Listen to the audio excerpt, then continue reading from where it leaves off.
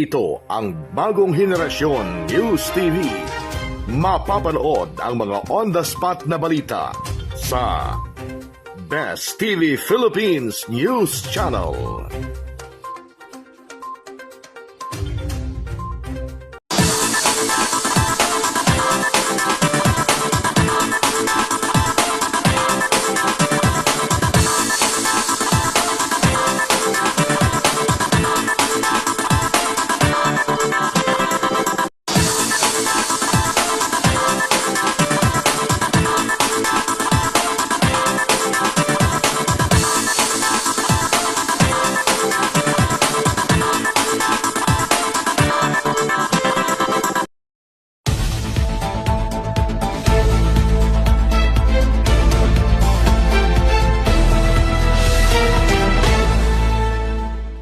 Ang masasabi po natin lang po dito sa ngayon na atin po talagang pinagpupuntahan po talaga ng mga tao ay ito pong Cagbaliti Island.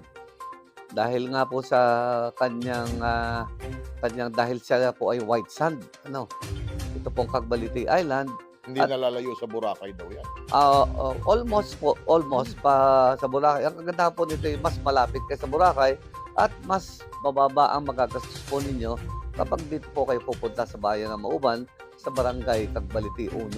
Mas affordable sa mga pangmasang turista. Apo, mas affordable po. Ang Cagbaliti po from Mauban, Quezon ay something like mga 30 to 40 minutes po. Sasakay ka po ng pang pasahero bangka, 30 to 40 minutes. At pwede naman din po kayong mamili. Yun naman pong arkiladong bangka. Ang mga arkila po dyan ay mga range ng 2.5, 3.5, 4.5, depende sa laki po ng bangka. First termer ho kayo sa panunungkulan niyo. First termer po. First termer. Ano ho ang mga future plan niyo para paunlarin palaro yung turismo natin dito? Ang dapat po dito sa turismo po namin dito sa bayan ng Mauban ay isasaayos po natin na dapat po ay siyempre eco-friendly sa mga turista. Ibig sabihin po noon ay medyo mas bababa ang magagastos nila kaysa sila ay pumunta sa ibang tourist area katulad ng Boracay.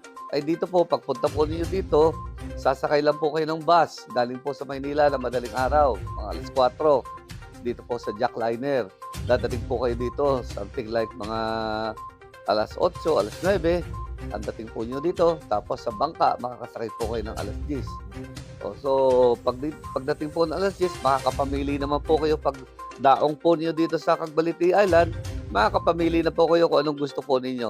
At saka, isa pa po, meron din naman po mga talagang nakalagay na tayo ditong website na mga talagang mga tourist area dito sa ating bayan ng Mauban. Nakalagay po dyan, makakapamili na kayo kung ilang star yan, di ba?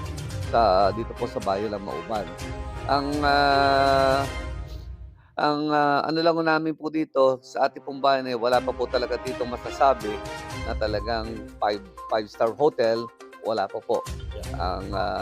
Wala pa po dito. Meron lang po tayo isang medyo maayos na hotel. Ito pong Aqua Azul na doon po. Pero pagpunta po nyo ng Cagbaliti, di pinong-pino po yung buhangin po doon. Tapos hindi po kayo kaagad malalim dahil bahura nga. Maski mga 200 meters na po kayo doon, 100 meters, hanggang dibdib lang po yung tubig. Ngayon, nasaan po tayo ngayon? Dito po tayo sa Gat-Uban Park ng bayan ng Mauban. This is one of our landmark here in Mauban, Quezon. Makikita po nyo dito si Gat-Uban. Ano ba kasaysayan ni Gat-Uban? Isa pong kasaysayan po niya dito ay siya po ang mga nagligtas sa mga Maubanin, yung mga unang panahon pa dito sa mga Kastila.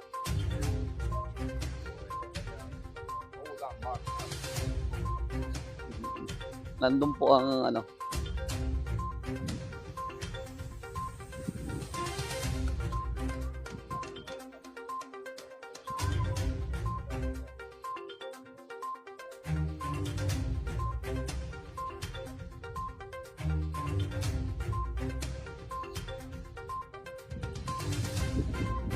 makikita po niyo dito, ito pong anong to, boulevard na to. Ayan po, doon ay palengke. Yung pong maliit na palengke namin. Tapos doon po yung pier. Po yung bagong pier. Nadugtungan po na paulit. Yung sinasabi ko pong i-develop namin, yung doon po sa may building na yon. Iyon po, maglalagay po kami, mag-re-reclaim po kami ng land. Dudugtong po namin doon sa kanto. One of your big project dito. Oo, yan isa sa mga big project dito. Malaki po makukuha dyan. Tapos ito naman po yung tinatawag naming aming boulevard. O kaya po ay dito, pasyalan sa hapon po at saka sa gabi. Yan po ay dire-diretso hanggang doon. Mamaya po pupuntahan natin yan. Makikita po natin lahat. Maganda itong dito. Saka yung hangin dito malinis na. Opo, pagka ang Cagbaliti naman po nandun sa area na yun. So dito lahat sa port, itong port Yung port na to, ang mga galing po yan dito, galing po sa Perez, galing sa Polillo Island, galing po sa Cagsay 1, Cagsay 2, Cagsay 3, dito po lahat sila. Bordeos, dito din po. Kaya lang, may ano lang po, may schedule. Saan nga po Cagbaliti Island natin?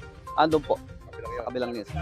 Oo. Oo. Hindi na mag-isa na tatanong natin. Hindi po yan. Yan po ay Perez po yan. Dito naman po ang Alabat. Yan po yung mga cargo boat, yung iba naman po yung passenger boat, going to Polillo, going to Bordeos, yan naman po. Po ba yung nasa larawan kanina? Alin po? Yung, Yung nasa larawan kanina, hindi po yun. yun yung nakakita mong picture na, na sabi mo. Ay, hindi po, yun po sana yung gagawin namin nandito. Tayo pupunta na po tayo doon.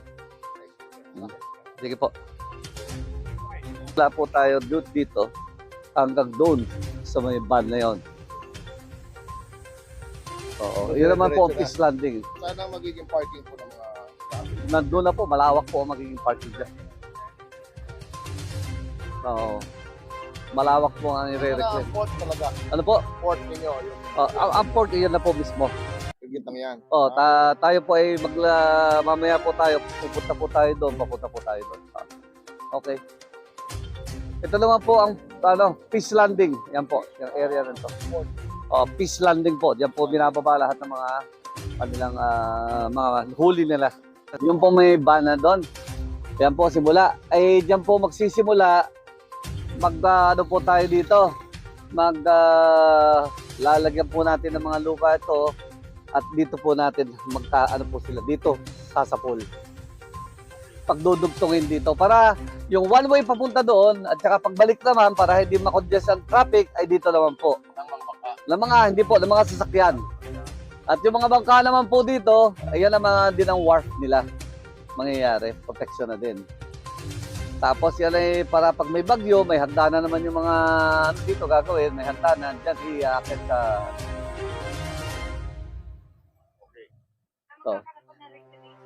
may reclamation po dito tayong gagawin. Doon, malaki po, re-reclaim namin. Sige.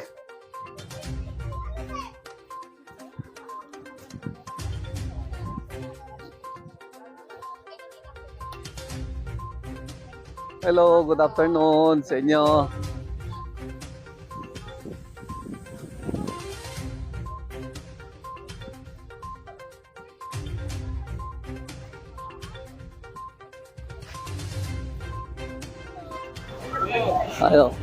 Kung yung nakita mo kaninang develop na gagawin sana, ito po yun, dito sa area na ito. Pero ngayon, nagbago ang isip namin, rather than dito kami gawa ng sa tourism, ito lang, gagawin daan po natin. I-reclaim mo to. I-reclaim po ito. Papunta po doon sa kabila, doon sa pinanggalingan natin.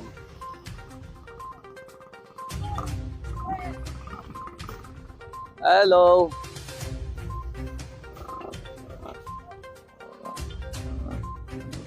Ayan, doon. Ito pare.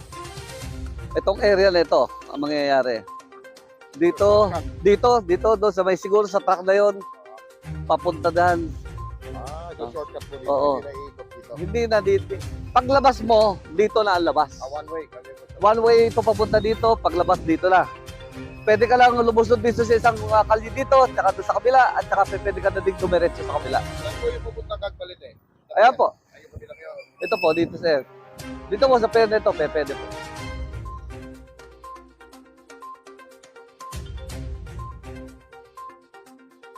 Pag meron dito mga tawag dito pictorial, garden wedding, siya po ang nag-aayos naman Ah, dito para ayos. na mauban. Sige, ayos. Anong tawag dito sa ganyang setup? Triangle hat. Triangle Hat. Mukhang may event doon ano po, may bisita kayo doon? Ay, kayo na nga po. Tayo ba pinaghahandaan dyan? Tara. Tingnan. Ito na muna dito.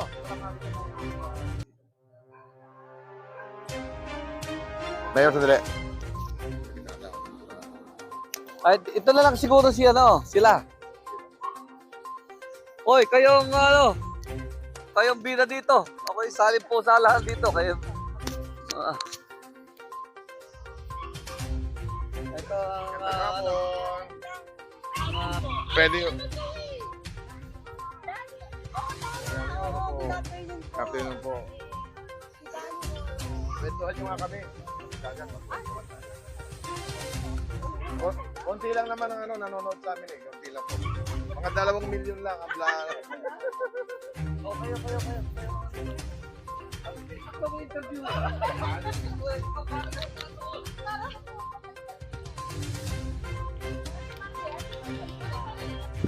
Okay, so ang ganda nitong lugar na ito. Ito hindi nyo hinakot, ganyan na talaga. Hindi po. Talagang ganyan na siya. nung Nature, pa. ha? Yes po. Actually, kung makikita mo siya po from the top, ano siya, ilong, 2 mata. Pag naka-over. Okay. Nandun yung aming drone. Mas maganda siguro yung drone natin. So, ganda rito. So, Pwede po. lakad-lakad. Makikita nyo po yon kapag low tide. Ayun. Ano po itong lugar na ito ngayon? Nandito po kayo ngayon sa Ibiza Beach Hut Garden. Ano po ang inyong ipinagmamalaki na tingin ninyo ay magandang puntahan naman natin? Siguro po itong lugar dahil maganda po ang tanawin. Masarap ditong tumambay, lalo na pag ganitong mahangin. At saka summer. This is a garden resort. Parang gano'n na rin po. And then ano ho ang indicator nito? Anong ginugusto rito ng mga customer nito? Yung pong sa gabi, kasi marami kaming ilaw. Maliwanag yung maganda po dito sa gabi. Pwede rin maligo dyan. Yes po, pwede po. Pwede po maligo. How about anong mga amenities po ninyo dito? Meron po kaming rooms ventilated na triangle hut, Triangle Hut. and may mga open cottage din po kami. We have a CR, may tubig, may shower. Sorry. May Kaya shower. talagang ligas na mahangin dito, ano? Sa ganito po kasi pag yung ang buwan may burn na, may malakas na po may pagkaamihan na. Ayun po. And then, matatanaw mo rito yung Kagbalit. Ito po yung Cagbaliti Island.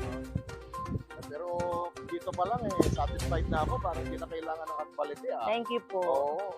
Ito rock formation Yeah. ganyan na ba talaga? Opo, pero pag yung low tide, makikita nyo marami rin bato.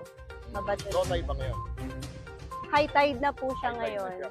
Mas marami pang rocks dyan. Yeah. Pagka low tide. Opo. So, kailan nyo pa pinutap ng Ibiza? Last year lang po. Yeah, Yeah, ma'am. Magwa 1 year pa lang po kami, 1 year and a half. Para nalalaman ng mga guests nito. Through Facebook. Facebook. Opo. Opo. Sige, Layla, invite mo ay yung mga manonood sa atin ngayon. Paano sila makakapunta rito and then saan kayo maririto? I-invite ko po kayong lahat na pumunta dito sa Ibiza Beach Hut Garden, located at Barangay Pagsiay 1, Mauban, Quezon. Marireach nyo po kami through Facebook.